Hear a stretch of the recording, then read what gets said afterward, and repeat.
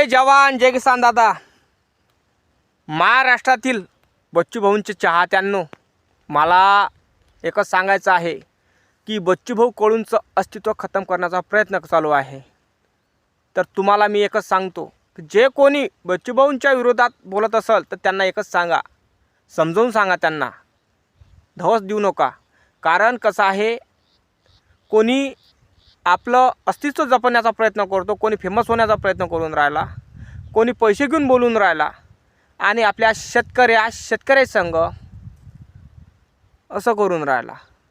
कारण शेतकऱ्याला लढवण्याचा प्रयत्न चालू आहे, भडकवण्याचा प्रयत्न चालू आहे. कारण रविराज साबळे हा पण एक शेतकरी आहे, कराळे हा पण शेतकरी आहे, मी पण एक शेतकरी आहे. आणि एकमेकांना हा ट्रोल करून राहिलो आपण. शेतकऱ्यांना ट्रोल करून राहिलो. का करून राहिलो? कारण इतर राजकारणातले काही लोक आपल्याला भडकवण्याचा प्रयत्न चालू आहे आणि बच्चूभाऊ कडूंच्या विरोधात बोललं पाहिजे म्हणून हे लोक शेतकऱ्यांच्या लेकराला पैसे देऊन सोशल मीडियावर व्हिडिओ टाकायला लावत आहे.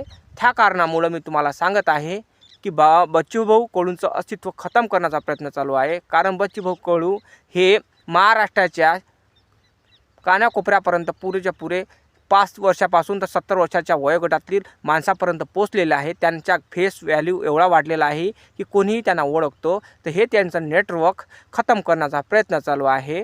तर माझ्या महाराष्ट्रातल्या प्रहार संघटनेतील काही पदाधिकाऱ्यांना माझं एकच म्हणणं आहे की बाबा, तुम्ही प्रयत्न करा की लोकांना समजून सांगा. असं नाही आहे, कारण भरपूर काही लोक सोशल मीडियावर बच्चूभाऊंच्या विरोधात काही उगाच बोलून राहिले.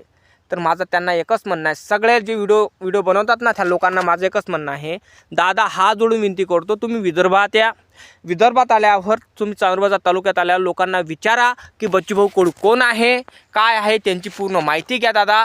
तेव्हाच त्यांच्या विरोधात व्हिडिओ बनवा तुम्ही. आणि तुम्हाला पैसे कोणाजवळून घेता तुम्ही व्हिडिओ बनवण्यासाठी आणि बच्चूभाऊंच्या विरोधात तुम्ही बोलून राहिले असाल तर हे वाईट आहे. तुम्हाला बच्चूभाऊबद्दल काहीच माहीत नाही, तुम्हाला माहीत करून घ्यायचं असेल दादा, तुम्ही आपल्या अमरावती जिल्ह्यामध्ये या, तुम्ही बच्चू कडूच्या व्हिडिओबद्दल माहिती करून घ्या. तेव्हाच तुम्हाला बच्चूभाऊ कळेल आणि तेव्हा तुम्ही त्यांच्या पाया लागाल. समजला काय? जय जवान जय किसान.